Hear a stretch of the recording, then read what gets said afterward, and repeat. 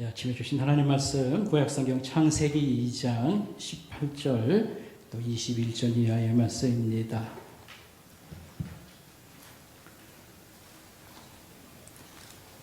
창세기 2장 18절 말씀입니다. 여호와 하나님이 이르시되 사람이 혼자 사는 것이 좋지 아니하니 내가 그를 위하여 돕는 배필을 지으리라 하시니라. 21절입니다. 여호와 하나님이 아담을 깊이 잠들게 하시니 잠들매 그가 그 갈빗대 하나를 취하고 살로 대신 채우시고 여호와 하나님이 아담에게 취하신 그 갈빗대로 여자를 만드시고 그를 아담에게로 이끌어오시니 아담이 이르되 이는 내 뼈 중에 뼈요 살 중에 살이라. 이것을 남자에게서 취하였은즉 여자로 부르리라 하니라. 이러므로 남자가 부모를 떠나 그의 아내와 합하여 둘이 한 몸이 이룰지로다. 아담과 그의 아내 두 사람이 벌거벗었으나 부끄러워하지 아니하니라. 아멘. 여러분 주보 속에 인쇄물이 있습니다. 앞에 놓고 말씀을 듣도록 하시고요. 우리 가정에서 예배드리는 분들은 아마 인쇄물이 없어도 잘 들으시고 추후에 또 여러분 필요하면 가져다 이렇게 참고할 수 있길 바라겠습니다. 10월달 가정을 세우는 의미에서 제가 세 가지 이렇게 정도 말씀을 드리고요. 사실은 다 말씀을 못 드림으로 동성애나 또 낙태 문제는 11월이나 12월 또 시간을 내서 말씀을 드리도록 그렇게 하겠습니다. 우리가 결혼이라고 하는 것은 남녀가 만나서 새로운 그런 가정을 꾸리는 것을 말하고 죽을 때까지 되게 함께 살아가는 것입니다. 여러분에게 질문을 하나 먼저 드리도록 하겠습니다. 결혼이라고 하는 것이 이게 옛날부터 오랫동안 살아오면서 저절로 생겨난 전통 습관이냐? 아니면 결혼은 하나님이 처음부터 설계한 제도이냐라고 하는 질문입니다. 여러분 어떻게 생각합니까? 결혼은 그냥 저절로 생긴 그런 전통 습관이다 라고 이렇게 생각합니까? 아니면 하나님이 처음부터 설계한 제도냐라고 하는 겁니다. 여러분 어떻게 생각해요? 근데 중요한 것은 확신을 가지고 답할 수 있어야 되고, 이게 하나님께서 설계한 제도다 그러면 어느 정도 믿지 않는 사람에게도 쭉 증거를 가지고 설명할 수 있어야 됩니다. 그래야 이게 질문에 합당한 그런 답이라고 생각합니다. 이게 저절로 생긴 전통 습관, 믿지 않는 분들은 주로 그렇게 말하는 사람들이 있고요. 그래서 이 전통 결혼도 바꿔야 된다. 시대가 많이 바뀌었으니까 전통 결혼도 바꿔야 된다. 이런 주장을 피면서 얼마든지 바꿀 수 있다. 그래서 동성 결혼도 가능하고, 그 다음에 동거 문화, 동거 결혼 대신 그게 더 좋다? 이런 주장도 피는 사람이 많습니다. 요점은 전통 결혼 얼마든지 시대에 맞게 이제는 버리고 또 바꿀 수 있다. 이런 주장을 하는 겁니다. 그러나 결혼은 하나님이 설계한 처음부터 계획을 가지고 이렇게 만든 제도다 라고 하는 것이 우리 성경에서 가르쳐주는 내용인데, 우리가 좀 잘 이해하고요. 그 다음에 다른 사람에게도 확신을 가지고 증거가 될 수 있는 이런 논리를 가지고 말할 수 있어야 되겠습니다. 인간의 신체 구조를 잘 보면 여성은 성인이 되면 자식을 낳아서 키울 수 있도록 몸이 딱 준비가 돼요. 자궁과 유방이라는 게 있어가지고요. 아이를 낳아서 키울 수 있도록 딱 준비가 돼요. 그러니까 인간의 신체 구조를 잘 보면 이게 제절로 생긴 게 아니고 설계자가 딱 이렇게 만들었고요. 사람은 성인이 되면 결혼을 해서 자식을 낳고 이런 경건한 가정을 가지고 살도록 설계했다라고 하는 것을 알 수 있습니다. 동성결혼 같은 거 가능하다? 그건 억지주장이고요. 인간 몸이 그걸 거부한다 이렇게 말할 수가 있습니다.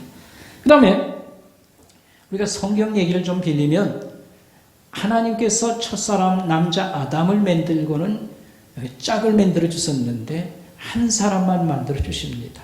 그래서 일부일처라고 하는 것이 제도가 여기서 이제 원리적으로 나오게 되는 것이고, 또 사람이 이 장례식과 결혼식이라고 하는 인간의 이런 이제 제도를 갖고 있는데, 이게 하급 문화냐 고급 문화냐라고 여러분 질문하면 뭐라고 대답하겠습니까? 장례식을 엄숙하게 치르더라. 결혼식을 영광으로 생각하고 잘 뭐 준비해서 이렇게 결혼식을 갔다. 이게 하급 문화예요? 고급 문화예요? 어떤 것 같습니까? 고급 문화입니다. 예. 그냥 만나서 살면 되는 것이지 뭘 그걸 영광으로 생각하고 뭐 어쩌고 저쩌고. 예. 장례식을 치르고 그 다음에 성이 되어서 결혼식을 하고, 그냥 만나서 살고 그냥 대충 하면 되는 것이지 뭐 그런 게 뭐 필요하냐. 근데 이건 고급 문화입니다. 쉽게 말하면 이걸 쉽게 정통 결혼이라고 하는 것은 이 결혼을 영광스럽게 생각해. 자기 생애에 한두 가지 큰 일, 영광스러운 일 꼽을 때에 아마 첫째 가지 않을까 싶어요. 결혼이라고 하는 거. 그렇게 하고 일부일처제로 이렇게 살아가는 거.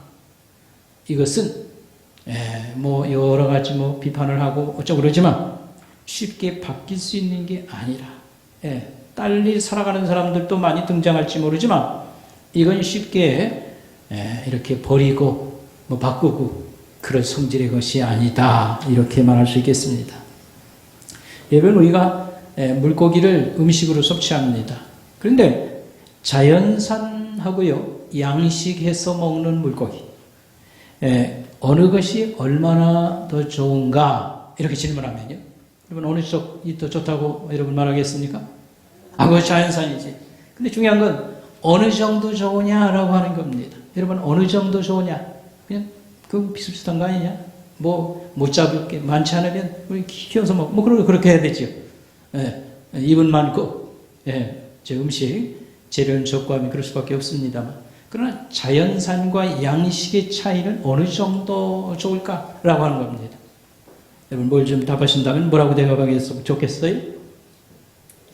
자연산과 양식은 비교할 수 없을 만큼 좋습니다. 자세한 얘기는 나중에 한번 말씀드릴 기회가 있을 겁니다.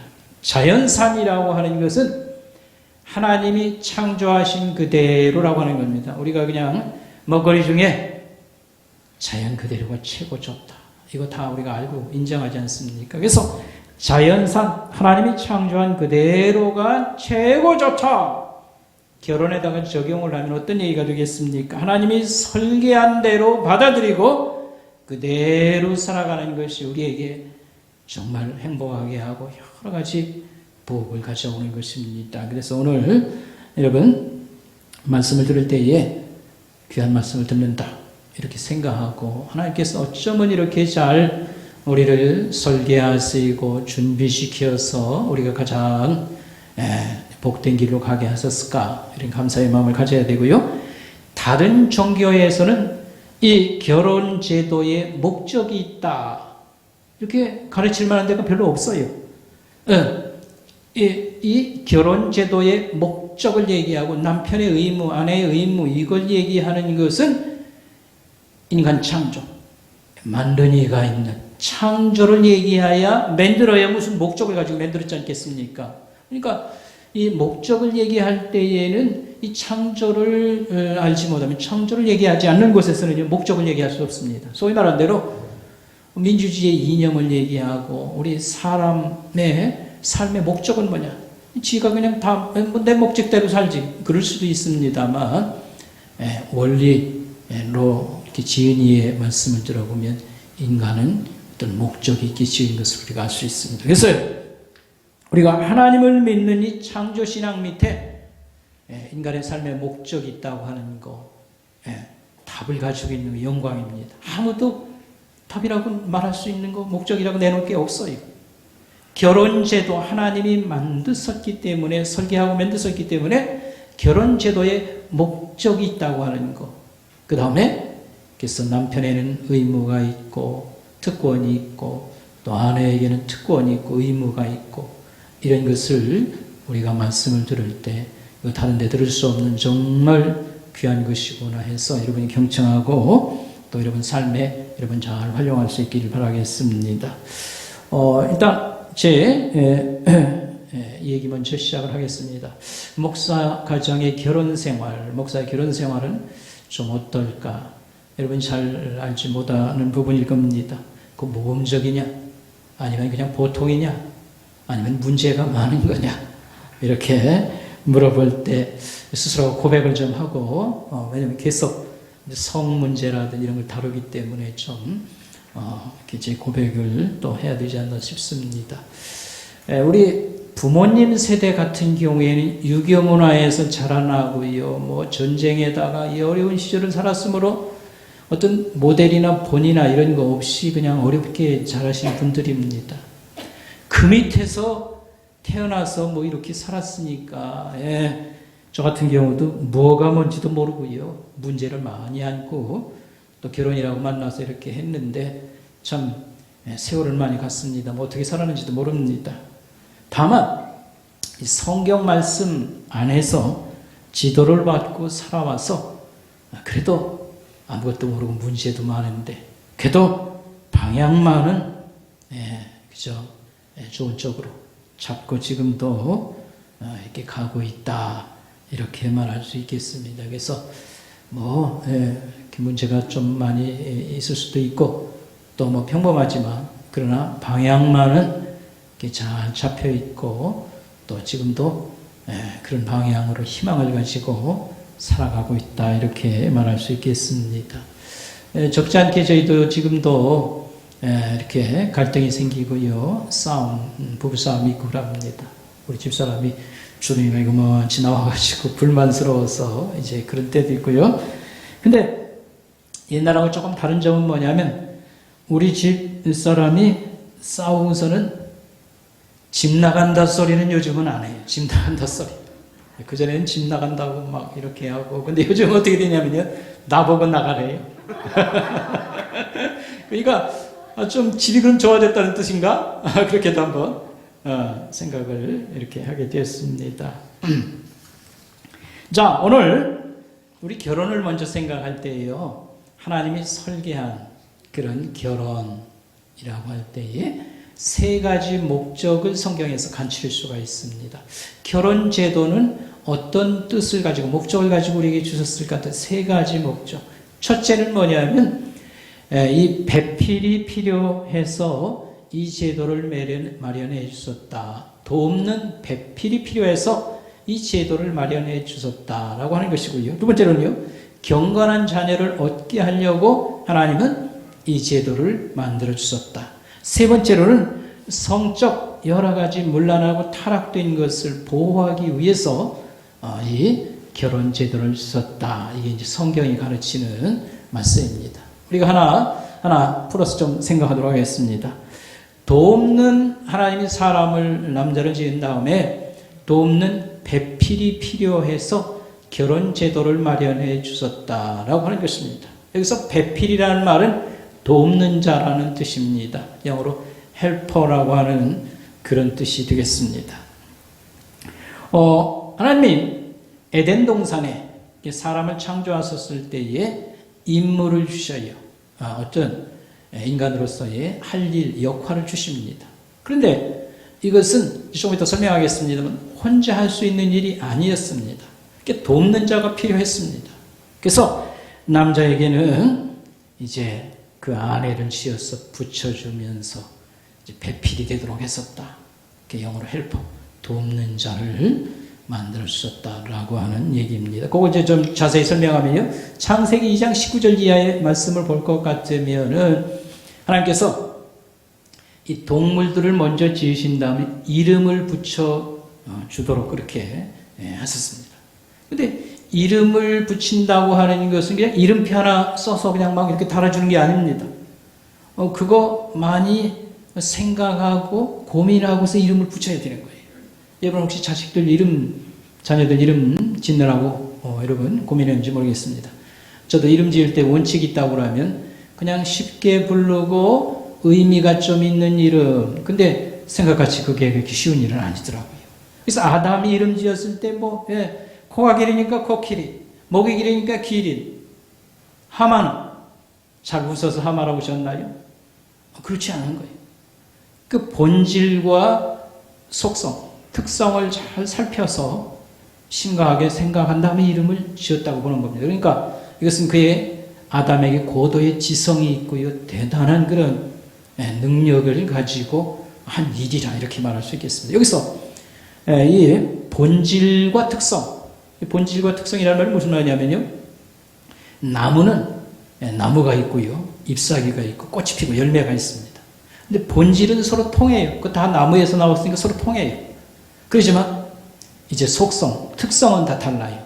그래서 잎사귀, 나무 자체, 그 다음에 꽃, 이런 것들이 다 특성이 다르지만 나무에게서 나왔다고 하는 본 바탕 그건 통하는 겁니다. 여기서 하나님께서는 아담에게 왜 이름을 이렇게 지으라고 하셨을까 하면 거기서 그걸 과정을 통해서 나는 배필이 없다라고 하는 것을 깨달은 겁니다.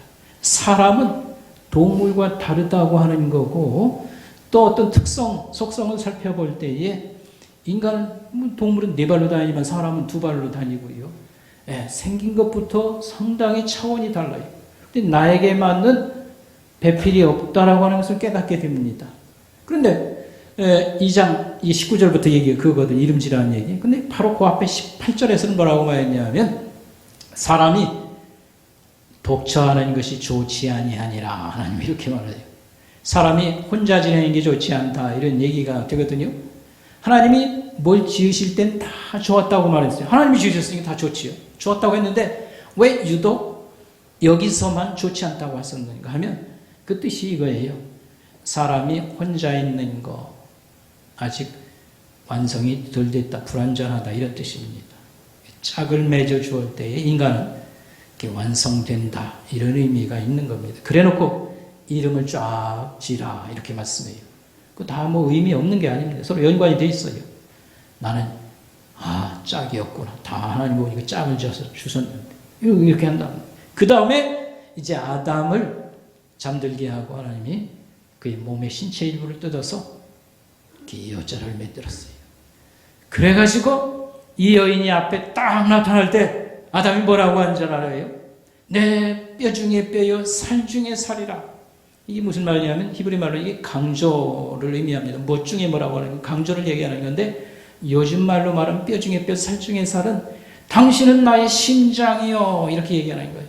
당신은 나의 심장이요 나의 태양이요 그렇게 얘기하는 거예요. 아담이 그때 하와 보고 어떻게 했어요? 뿅 뭐했다? 같다 이제 이 얘기죠. 쉽게 말하면 진짜 기뻐하는 짝을 딱 이렇게 만나는 겁니다. 완전히 여자에게 빠진 거라고도 할 수 있겠습니다. 그리고 그 다음에 하나님께서 이제 부모를 떠나 이렇게 살라고 하는 그런 가정 짝을 맺으시는 그런 결혼 얘기가 나오는 것을 볼 수 있습니다. 인류의 대표자로서 아담에게 하나님이 주신 사명이 뭐냐, 맡긴 일이 뭐냐면 온 땅을 다스리고 충만하라, 온 땅에 충만하라 이것입니다. 인간이 온 땅을 다스리고 왕과 같은 존재로 이 세상을 관리하고 지배하고 잘 이렇게 하라고 온 땅을 다스리고 그 다음에 인간이 온 땅에 충만하여져라 이런 말씀했어요. 근데 이건 아담 혼자 할 수 있는 일이 아닙니다. 온 땅을 지배하려고 하면 사람이 많이 나와야 되는 거예요. 그 다음에 다양한 직업이 나와야 됩니다. 그래서 뭐 정치하는 사람도 있고 경제하는 사람도 있고요, 뭐 과학 활동하는 사람도 있고 뭐 여러 이렇게 해서 온 세상을 지배하고 관리하려고 하면 첫째 사람이 많아야지. 그 다음에 다양한 직업군이 나와야 되는 거고요. 그러려면 이걸 아담 혼자 할 수 있는 게 아니지요. 그래서 아담에게 자녀를 많이 낳고 좋은 가정을 세울 수 있는 짝을 딱 이렇게 만들어 주신 것입니다. 그래서 남편은 아내의 도움을 받아서 아내는 남편을 보살펴주고 도와줌으로 하나님이 주신 큰 목적을 결국에는 조금씩 완성해 가도록 하셨다. 그래가지고 가정제도, 주신 그 목적. 첫째는 돕는 자에 돕는 배필이 필요해서 하나님이 이것을 주셨다. 이런 말씀입니다. 두 번째로는요. 경건한 자녀를 얻게 하려 함이라 이렇게 말을 했습니다. 여러분 남자 혼자 할 수 없는 일이 있어요. 그게 뭘까요? 자식 낳는 거. 그 자기 혼자 못해요. 그 다음에 양육하는 것도 마찬가지입니다. 뭐 어거지로 키운다고 하지만요. 남자가 자식 키워봐요. 그게 양육도 그게 혼자 하는 일이 아닙니다. 뿐만 아니라 땅에 충만하라. 사람이 많아서 가득 차라고 하는 그런 얘기입니다. 여러분 엄청나게 넓은 땅을 줬는데요. 혼자 그걸 관리를 못하면 농사를 못 지면 뭐 풀이 우거지고 난리가 나는 거죠. 그래서 이 세상을 잘 개발하고 좋게 만들려면 사람이 많이 나와서 땅이 충만해야 돼요. 근데 저 사람 아담 혼자 이걸 못하는 일 아닙니까? 그래서 하나님께서는 돕는 배필을 이렇게 주셨다라고 하는 그런 말씀입니다. 그래서 이 구약성경 맨 마지막 말라기 성경에 볼 것 같으면 이 결혼에 대한 이 말씀을 그 당시에 너무 신앙이 땅에 떨어졌을 때에 가정이 엉망이 되고 하나님 말씀을 떠났기 때문에 이 결혼 얘기를 하면서 경건한 자녀를 얻게 하려 하나님께서 이렇게 사람을 창조한 얘기를 하시는 겁니다. 그러면서 거기에 무슨 얘기가 나오는 줄 이어서 조강지처 학대하지 말라. 아내를 학대하면 당장 자식들에게 영향이 간다. 알겠어. 이렇게 말씀을 했던 것입니다. 그러면 세 번째로는요. 성의 보호를 위해서 하나님이 가정제도를 썼다. 인간에게 주신 여러 기쁨과 또 생산적 에너지 가운데 성이라고 하는 선물을 주셨어요. 근데 인간이 타락하면서 죄와 이것을 섞어가지고요. 그저 욕심껏 아무렇게나 굴리니까 많은 부작용이 나고 오늘날 같이 성적 문란이 극치를 달리는 때가 없습니다. 이러므로 인간의 이런 성적 유혹을 근본적으로 해결해주는 답을 주셨는데 그게 뭐냐면 가정을 이루어서 적절하게 이걸 잘 활용하면서 기쁨을 누리고 생산적 에너지로 이 성을 활용하도록 바로 이것을 주셨다라고 하는 말씀입니다. 자, 이제 그 두 번째로요. 남편에게 또는 아내에게 특권과 의무를 주셨습니다. 라고 하는 말씀 우리가 생각하도록 하겠습니다. 그러니까 부부에게는 어떤 권리가 있고 의무가 있어요. 근데 남편의 의무, 아내의 의무, 의무자를 딱 이렇게 나오면요. 좋지 않은 반응을 보이는 사람들이 많이 있습니다. 그래가지고 자율적인 것은 참된 거지만 의무감으로 뭘 하는 것은 그게 뭐 나쁜 것이다. 이런 식으로 생각을 하고 있습니다. 그래서 남편의 의무가 있다. 결혼의 의무가 있다고 그러면 그건 사랑을 억압하는 거고 여러 가지 짐을 지우는 거고 의무 이거 이렇게 벗어나야 된다는 식으로 이렇게 생각을 하고 있습니다. 그러나 이건 잘못 생각하는 것입니다. 여러분 우리가 사랑하는 자를 위해서 수고하고 짐을 지는 것은 자청하는 일입니다. 자식을 위해서 자기가 손해를 보면서 뭐 하고서도 그냥 보람을 느끼는 거 있지 않습니까? 마찬가지요. 예를 한번 들어보겠습니다. 우리가 가장 큰 사랑의 사건으로 예수 믿으면서 가장 큰 사랑의 사건으로 생각하는 것은 예수님이 십자가에서 고난당하고 죽어서 우리에게는 살 길도 열렸거니와 이게 하나님의 큰 사랑의 증거가 되는 것입니다. 그래서 예수님 십자가 얘기하면 언제라도 마음의 감동과 우리는 참으로 고귀한 일로 받아들이고 있습니다. 그런데 예수님이 십자가에 고난당하는 것은 뭐 기쁨을 가지고 뭐 이렇게 이루어낸 일이 아닙니다. 그것은 고난의 슬픔의 잔이었습니다. 그러나 그걸 끝까지 감당함으로 우리를 사랑한다고 하는 하나님의 증거가 이것이었고 우리는 많은 혜택을 지금 받으며 이렇게 누리고 있습니다. 그래서 우리가 의무를 수행한다라고 하는 것은 사실은 하나님 안에서 기쁨을 얻는 방법이고 그 다음에 이 인간의 어떤 자율성, 자유 이것을 하나의 훈련하는 역할 이렇게 생각을 하는 것입니다. 여러분 남자들 군대 간다고 하는 거 굉장히 부담스럽습니다. 예, 망아지처럼 자유롭게 살다가요. 예, 어디 군대라고 하는 영문에 갇혔다. 예, 그 다음에 안 하던 거 고생 안 하고 훈련을 하고. 저도 저 최전방에 갔어요. 고생 직사하게 하는 데서 군 생활을 했는데, 아이고 백도 없고 힘도 없어가지고 그래서 고생을 많이 했구나. 제 친구들 중에는 미군 부대 가서 군 생활하는 사람, 또 장군, 속된 말로 따까리, 그 병사 이렇게 해가지고요. 자랑하고 부럽게 생각을 했어요. 세월이 떡 지나고 나 보니까 정반대라고 나는 생각합니다. 고생이 삶에 굉장한 유의감을 많이 주는 게 있고요. 굉장한 자신감을 주고, 그때 그래서 얻은 게 많지. 어디 가서 이 고생 이기고서 난 사람이 못 살 게 뭐가 있냐. 여러 가지 그게 긍정적인 면을 많이 주었던 그런 모양으로 우리가 결혼하면 가정의 의무를 져야 된다. 남편의 의무를 져야 된다. 이 무거운 짐을 해서 결혼을 이렇게 마다한다든 이런 것은 좀 지혜롭지 못한 것이라고 생각을 하는 것입니다. 자, 그러면요. 남편의 의무. 이건 우리 남편 이렇게 삶을 이렇게 더듬은 다음에 무슨 여기 축출해낸 어떤 그런 의무를 얘기하는 게 아니고 성경에서 가르쳐주는, 얘기하고 있는 의무를 모은 건데, 우리 남자들 한 5가지 여기 일단 나열했습니다. 남편의 의무. 첫째는 남편은 예수님의 표상이다, 이런 말입니다. 표상이라는 말은 아주 대표 특징이라 상징이라 이런 말입니다.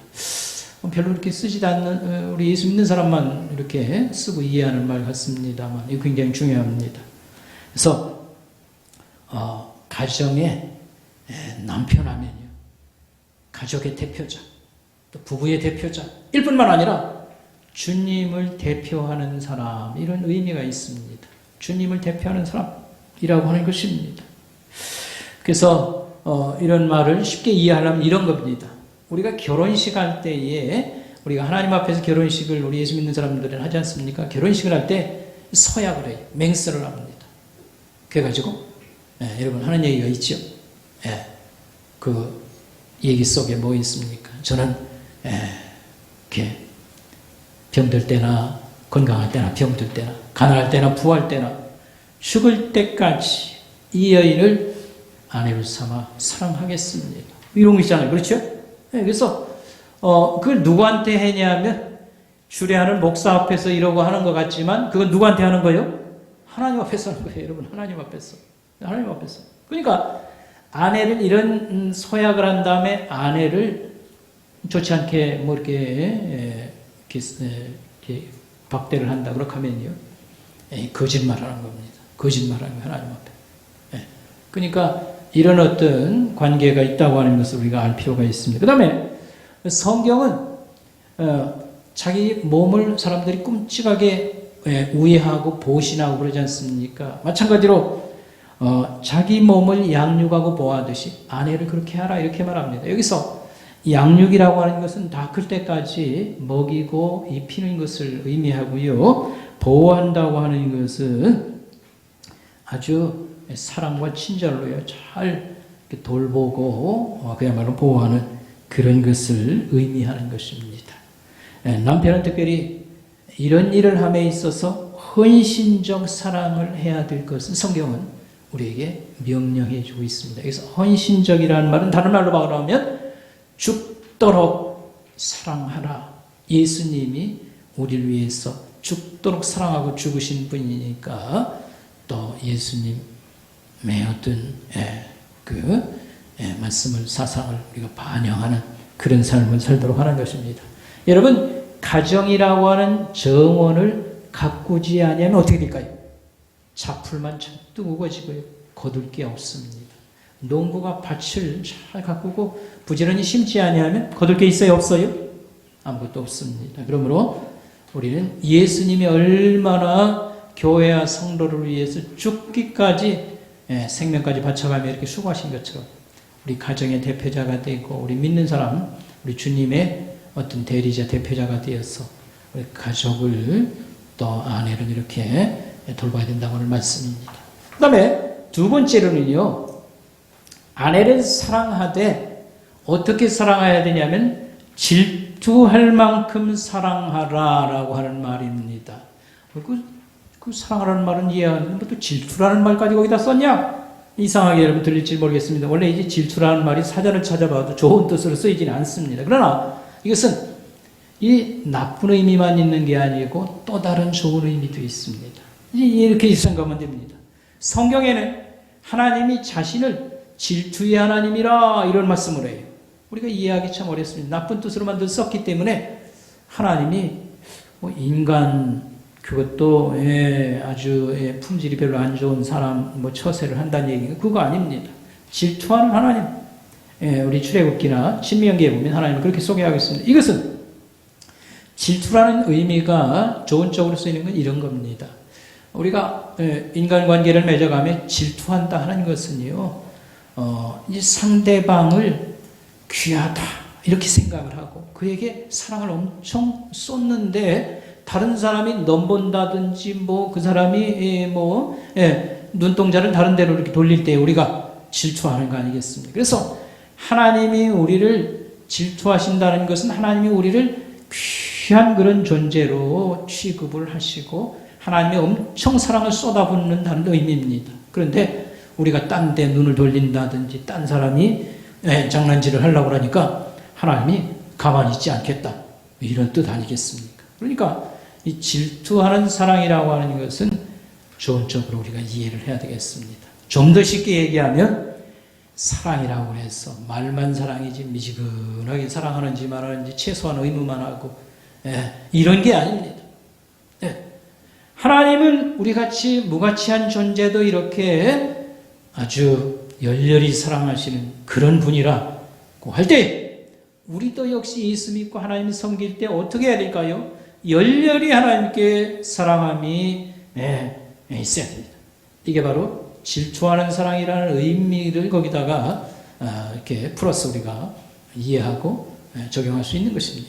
가령 어떤 신자가 늦게 예수 믿었어도요, 예수 믿는 걸 기뻐하고 주님을 사랑한다 할 때 우리는 역시 그런 도전을 받고 질투의 마음이 우리 속에 일어나야 되는 거고요. 아무개가 성경을 열심히 배우고 하나님을 가까이 하려고 기도 생활에 힘쓰고 막 이런다고 하면 우리 역시 질투의 마음을 가져야 됩니다. 뜨뜻미지근하고 요즘 바쁘다고 그래가지고 하나님하고 거리가 많이 멀어졌을 때 이래서는 안 된다. 마음을 가지고 다시 불이 붙어서 이걸 타오르게 해야 됩니다. 하나님은 뜨뜻미지근한 대충 우리를 사랑하지 않습니다. 그분은 철저하고요. 사랑도 뜨겁거니와 진노와 책망하실 때에도 두려울 정도로 뜨거운 불과 같은 분임을 우리가 알아야 되겠습니다. 그래서 우리가 아내를 사랑할 때에 하나님의 이런 질투하는 사랑이라고 하는 그런 특성을 우리가 잘 이해하면 적용할 것이 많이 있습니다. 우리 결혼해서 한참 이렇게 잘 나가다가 좀 사랑이 식어지네 이런 얘기가 왜 나오는 겁니까? 대개는 직장 생활에 한참 이렇게 많이 에너지를 쏟는다든지 아니면 어려운 일이 생겨서 막 이렇게 하다가 보면 자식도 생각 못하고 아내도 생각 못하고 집은 관심도 못 가고 그런 거 아니겠습니까? 그러나 이런 가운데 잠시 기울어졌다가도요, 우리가 다시 정신을 차리고 삶의 우선순위 아무래도 가장 사랑의 중요한 관계, 우리 가정 식구들 또 아내, 남편, 자녀 여기에 우리가 이런 열정이 살아나도록 그렇게 해야 될 것이고, 그 다음에 우리 다른 사람들 얘기를 우리가 좀 듣는다든지, 남자들은 주로 이제 가정 얘기를 별로 안 하는 편인데 주로 이제 책을 좀 이렇게 이런 가정의 책을 읽어보면 많은 그런 자기 고백 같은 이런 얘기들이 나오는데 이런 걸 통해서 배우고 그 다음에 또 가정에 이렇게 실천하고 그래서 관계가 좀 더 좋은 방향으로 많이 발전하도록 그렇게 해야 될 것이고, 그 다음에 가정을 정성껏 섬기며 뜨거운 사랑을 줄 때에 거기서 오는 그런 보람과 유익, 행복이 많다는 것을 우리가 기억하면 좋겠습니다. 자, 세 번째로는요, 이 땅에서 현실적인 그런 의무를 대해야 된다. 우리 인쇄물에는 좀 글자가 틀렸어요. 현실적 의무라고 할 때 두 가지를 꼽습니다. 경제적 의무라고 하는 것입니다. 그래서 성경은 자기 친족과 가족을 돌보지 않는 사람은 믿지 않는 사람보다 훨씬 나쁘다, 이렇게 말씀을 하고 있습니다. 여러분, 우리 사회생활 할 때에 뭐 장사가 너무 안 된다든지, 또 뭐 직장을 옮겨야 된다든지, 경제적으로 남편이 굉장히 힘들 때가 있습니다. 그러나 우리가 그런 때는 같이 고난에 이렇게 동참자가 되어서 이렇게 모든 씀씀이도 줄이고, 또 남편을 격려하고, 또 자기가 좀 도울 수 있는 길이 잠시라도 있다고 하면 또 함께하고, 이런 것이 필요하고요. 그 다음에 성적 의무라고 하는 것입니다. 실제적인 현실 문제, 성적 의무를 남편이 다할 거라고 하는 겁니다. 여기서 우리가 동침한다라고 하는 것은 쾌락과 유흥을 위한 것이 아니라 생산적, 재생산적 그런 행위입니다. 이렇게 말을 했습니다. 그래서 이 쾌락과 유흥, 이것은요, 어떤 즐거움과 만족 추구인데, 여기서 쾌락이라고 하는 것은 욕망을 충족해서 오는 그런 기쁨이고요. 유흥이라는 것은 노는 걸 얘기합니다. 놀면서 오는 즐거움. 여러분, 우리가 부부의 성적 연합이나 잠자리 함께 이런 것들이 재미 보고 노름하는 게 아닙니다. 그런 즐거움을 주는 그런 면이 있습니다만, 그건 하나님의 선물이고요. 또 한 가지 알 것은 자식이 태어나는 이런 큰 복과 연결된 것이라고 하는, 참 귀한 것이라고 하는 것을 우리는 잊어서는 안 된다라고 하는 말씀입니다. 그 다음에 남편은 자신의 아내에게 뭐 해야 된다? 만족해야 된다. 남편은 자기 아내에게 뭐 해야 된다? 남자들이 다 대답을 해야 돼요. 남편은 자기 아내에게 뭐 해야 된다? 만족해야 된다 라고 하는 말씀을 여러분 꼭 기억하면 좋겠습니다. 그래서 10계명에는 10번째 마지막으로 주신 말씀, 내 이웃의 아내를 탐하지 말라, 이런 말씀을 주셨습니다. 그래서 성경은 아내의 품에 만족하고 그녀의 사랑을 기뻐하라, 이렇게 말을 했습니다. 우리가 이거 좋지 않은 습관인데, 사람을 비교하는 거, 이렇게 부부지간 아니더라도요, 이거 별로 안 좋은 겁니다. 거기서는 열등의식 내지는 우월의식 가지고 이런 거 있잖아요. 근데 부부지간에 비교를 하면 여기 문제가 심각합니다.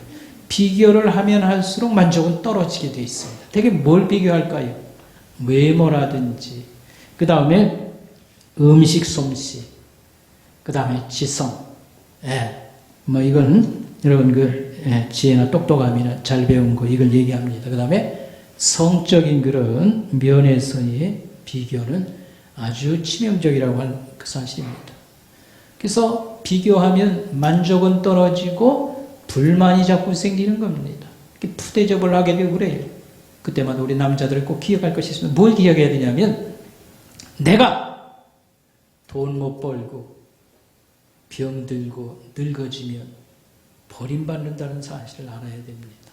젊을 때에 괜히 비교해가지고 못마땅스러워가지고 이래봐야 자기밖에 손해오는 거 없습니다. 그 결과는 어떻게 되냐면, 방금 제가 얘기한 것처럼 돈 못 벌고 늙고 병들면 버림받는다는 사실을 알아야 됩니다. 여러분, 자식들은 누구를 편들 것 같습니까? 구박받는 자기 애미 편을 들게 돼 있어요. 뭔지 아시겠죠? 그래가지고 우리 어머니는 이 좋지 않은 환경에서 남편 되는 아빠의 그런 사랑도 좀 이렇게 모자르는 가운데 너무 많이 고생을 했다. 우리가 눈에 흙 들어가기 전까지는 우리 어머니를 잘 모셔야 된다. 그래 놓고 아버지는 뭐요? 왕따요, 왕따. 그러니까 어떻게 해야 될까요? 우리가 푸대접하지 않도록 그렇게 해야 될 것입니다. 자, 그 다음에 약속을 잘 지키는 며. 여기서 약속 잘 지키라는 얘기는 뭐냐면 주로 결혼 서약을 지금 제일 먼저 얘기하는 거고요. 그 다음에 삶에서도 이렇게 성실해야 된다, 이제 그런 말씀이 되겠습니다. 자, 이제는요, 우리 아내의 특권과 의무에 대한 말씀을 생각하겠습니다. 첫 번째요, 성경은 남편을 존중하라. 아내들아, 남편을 뭐하라? 존중하라. 이렇게 말합니다. 아내들아, 남편을 뭐하라? 존중하라. 사랑하라고 말하지 않아요. 뭐하라? 존중하라. 이렇게 말을 합니다. 지으신 하나님이 얼마나 잘 알으시겠어요. 책 써줄 때에요. 내가 이렇게 사람을 만들었기 때문에 너무 잘 알으니까 이런 말씀을 주셨습니다. 여러분, 제가 이제 결혼관계도 책을 또 참고하고 주로 이제 서양 사람들, 미국 사람이나 이런 책들이 또 결혼 문화에 대해서는 많이 발전이 돼서요. 많이 있고 합니다. 근데 깜짝 놀라는 것이 있었어요. 뭘 깜짝 놀라냐면 어쩌면 사람은 똑같으냐? 사람은 사는 것도 똑같으냐? 여러분, 우리 교회 안에서도, 교회도 소그룹, 우리 교회도 있고요. 신자들이 모여서 순모임하고 그러잖아요. 소그룹 모임. 근데 서양, 미국에서도 마찬가지예요. 교회 안에 소그룹 모임이 있고 기도의 모임이 있는데 거기 나오면 여성들은 말을 많이 하게 돼 있어요. 원래 이 말 잘하는 특기를 하나님이 주셨어요. 말을 잘하는데 되게 하는 말이 뭐냐면 자식에 대해서는 어떻게 해요? 자랑을 많이 하고, 그 다음에 남편에 대해서는 어떻게 합니까? 남편에 대해서는 비판과 공격의 말을 많이 하는 거. 놀라운 것은 미국의 여성도들이 모임에 있지 않습니까? 얘기판이 벌어지면요, 자식은 뭐예요? 되게 자랑하고, 남편은 뭐 한다?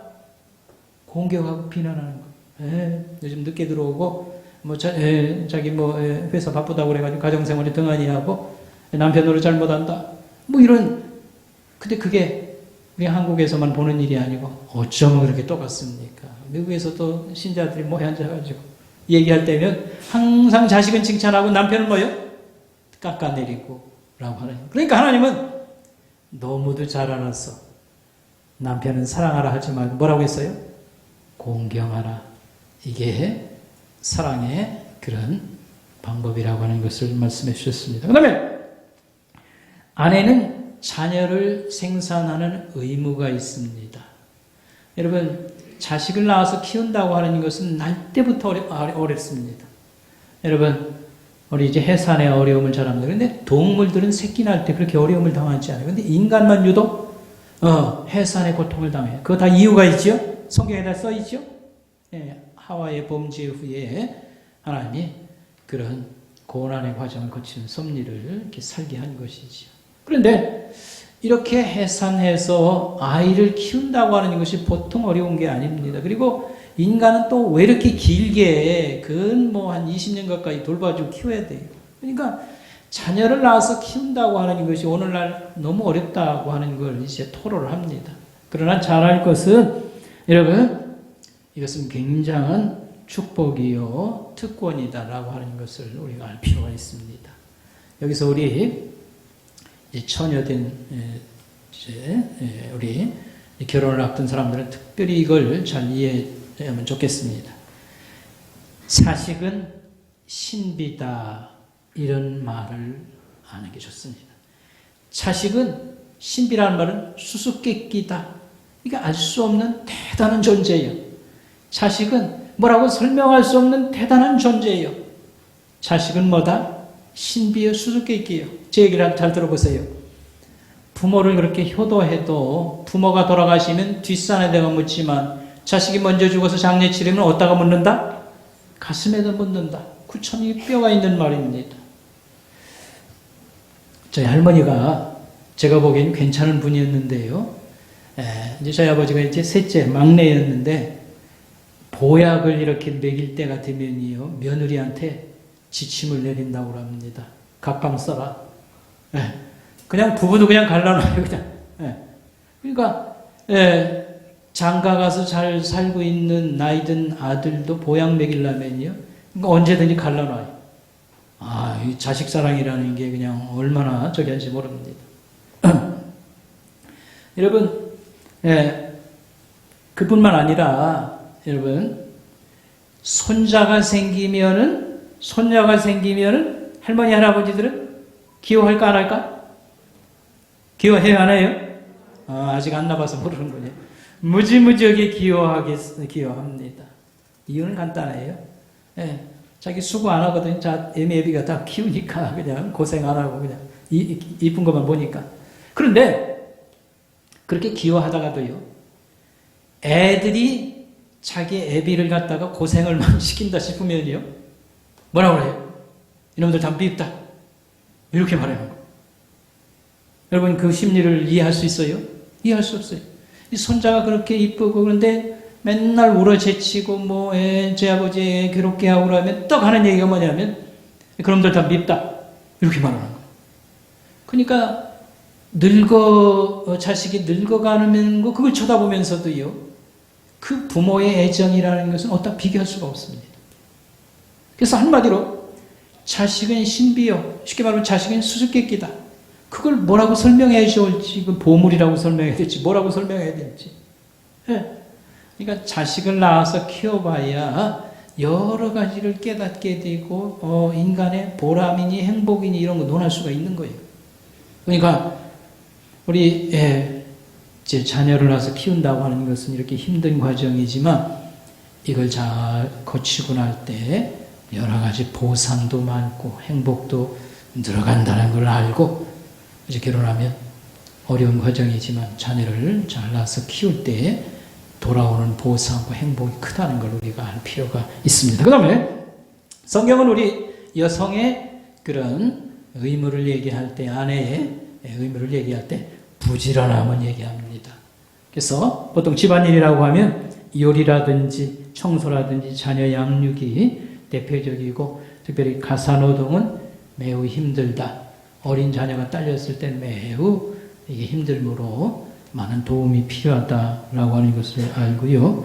또한 우리 여성들이 꼭 가정에만 이렇게 있어야 된다는 건 아닙니다. 성경은 유능한 그런 그 시간과 능력을 활용할 수 있습니다. 밖에서 들어가서 여러 가지 활동을 할 수 있음을 우리 이제 잠언 31장에는요, 성경에서 말하는 이상적인 여인을 얘기할 때 이런 얘기 해줍니다. 그렇지만 항상 우선순위는 어디에 있다?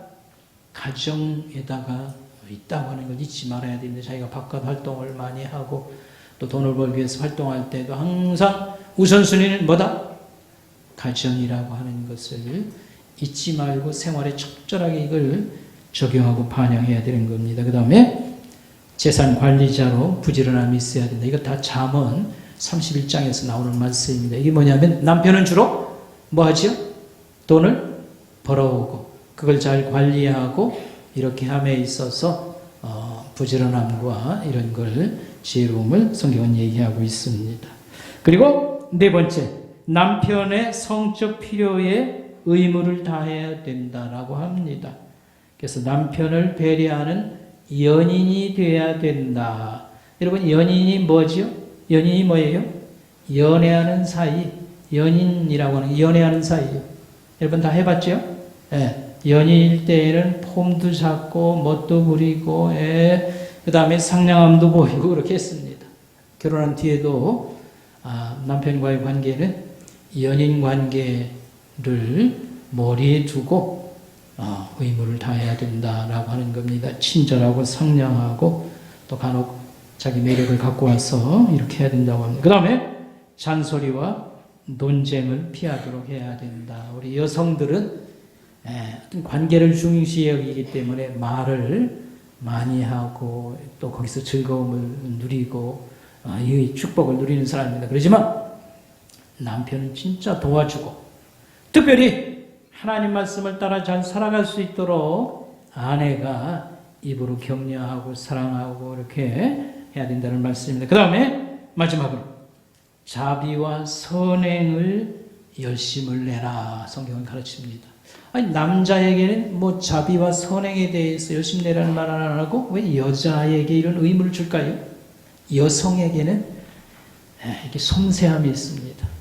여성의 부드러움과 인간관계에 있어도 남을 돕는 데 적절한 그런 마음, 성향이 있으며 또 뭘 차고 있어요? 여자들이 돈 주머니를 차고 있어요. 남편은 그냥 벌어다 주고 관리는 누가 해요? 아내들이 합니다. 그러니까 성경은 아내들은 자비와 선행의 부지런함이 있어야 된다. 이렇게 우리에게 알려주는 것입니다. 말씀을 정리하도록 하겠습니다. 하나님께서 우리를 지으실 때부터 좋은 그런 꿈과 계획하에 우리를 지어서 우리가 말씀을 따라 잘 이렇게 적용해서 살면 우리의 삶에 이런 풍성한 보람과 행복이 따라오고 우리 인생, 우리 가정이 자 이렇게 되어지는 방향으로 나아가게 될 것입니다. 기도하겠습니다. 하나님 아버지 하나님 감사합니다. 며칠한 저희들 사랑해 줄 수 있고 또 가정을 주심을 감사합니다.